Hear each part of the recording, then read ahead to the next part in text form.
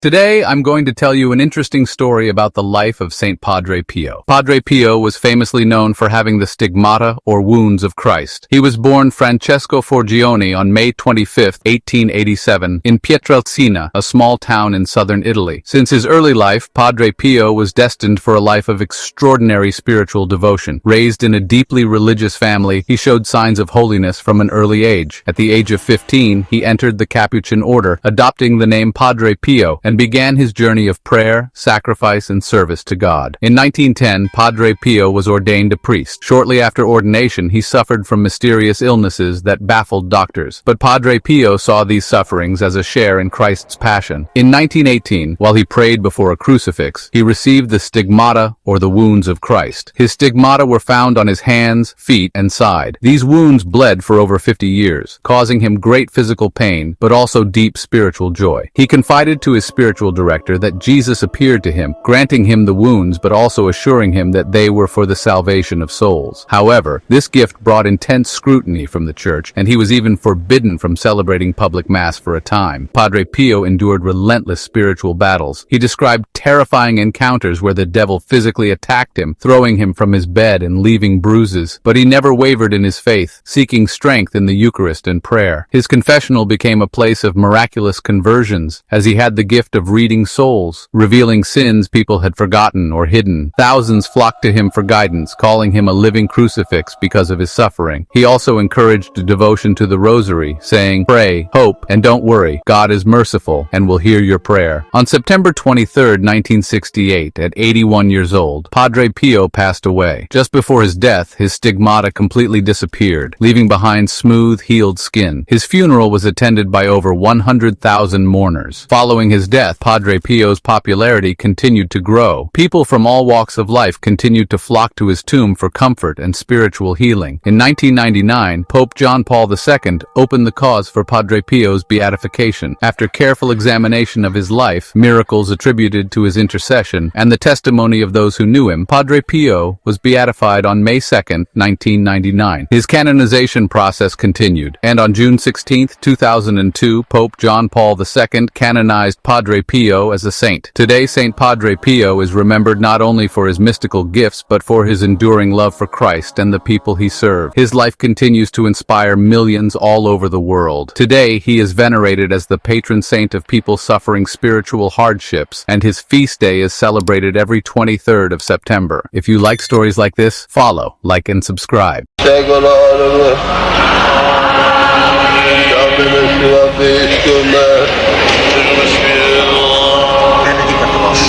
Benedicat vos, omnipotences, Padre, Spiritus Sanctus.